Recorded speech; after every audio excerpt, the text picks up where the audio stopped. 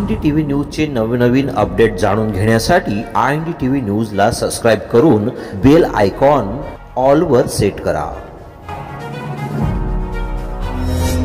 अतिरिक्त संगणक वाढवून त्वरित दाखले देण्यासाठी शहादा तहसील सज्ज।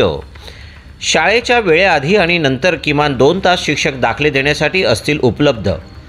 शहादा तहसील कार्यालयाचा नागरिकांना योजनेचा लाभ मिळण्यासाठी अनोखा प्रयत्न। मुख्यमंत्री माझी लाडकी बहीण योजनेचा लाभ घेण्यासाठी दुर्गम भागातील महिला वर्गाकडून विविध दाखले घेण्यासाठी सेतू केंद्र, नगरपालिका, शाळा तसेच तहसील कार्यालयात गर्दी। मुख्यमंत्री माझी लाडकी बहीण योजनेचा सर्वांना लाभ मिळण्यासाठी मिळालेल्या मुदतवाढमुळे अतिरिक्त संगणक तसेच अतिरिक्त कर्मचारी तहसील कार्यालयात सुरू करणार असल्याने नागरिकांनी संयम ठेवावा। शाळांमध्ये सकाळी 9 वाजेपासून 11 वाजेपर्यंत शिक्षक देखील दाखले देण्यासाठी लवकरच उपलब्ध असतील। सर्वांचे दाखले मिळून मुख्यमंत्री माझी लाडकी बहीण योजनेचा लाभ सर्व माता व भगिनींना मिळेलच, असे प्रांताधिकारी सुभाष दळवी यांनी नागरिकांना आवाहन केले आहे। पाहूया याबाबतचा सविस्तर रिपोर्ट आमचे प्रतिनिधी राजू मनसुरी यांच्यासोबत। महाराष्ट्र शासनाची मुख्यमंत्री माझी लाडकी बहीण योजना सुरू झालेली आहे। GR 28 जूनला आलेला आहे। या अनुषंगाने शहादा उपविभागामध्ये ज्या आपल्या महिला भगिनी आहेत त्या मोठ्या स्वरूपात सेतू सुविधा केंद्र, तहसील कार्यालय, नगरपालिका आणि ग्रामपंचायत येथे गर्दी करत आहे।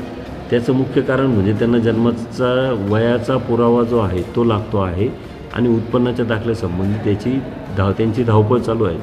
शासनाची या योजनेची पूर्वीची मुदत जी होती ती 15 जुलै होती, परंतु नागरिकांनी आता लक्षात घ्यायला पाहिजे की याची मुदत शासनाने वाढवलेली आहे। 1 ऑगस्टपर्यंत अर्ज केला तरी चालणार आहे आणि ऑगस्टला जरी अर्ज आला 1 ऑगस्टला तरी लाभ जो आहे तो 1 जुलैपासून देण्यात येणार आहे।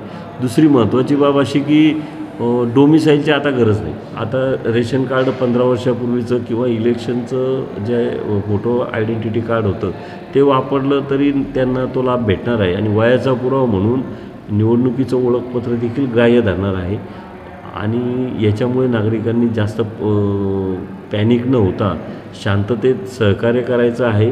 त्यांना जे काय कागदपत्रांची मदत लागेल ती तहसील कार्यालय, नगरपालिका आणि ग्रामपंचायत स्तरावरून होणार आहे। आम्ही शिक्षकांची बैठक घेतली, गट शिक्षण अधिकाऱ्यांनाही यासंबंधी मार्गदर्शन केलं आहे की शाळा सोडून शाळेच्या पूर्वीचे 2 तास, शाळा सुरू होण्याच्या आणि शाळा संपल्यानंतरचे 2 तास या काळामध्ये जे लोक दाखले मागतील त्यांना दाखले देऊन द्यायचे आहेत। तसेच तहसील कार्यालय शहादा येथे आम्ही जास्तीत जास्त कॉम्प्युटर लावून दररोज आमचा जो दाखल्याचा फ्लो होता ॲडमिशनच्या काळात 150 दाखले आम्हाला डोमिसाईल यायचे।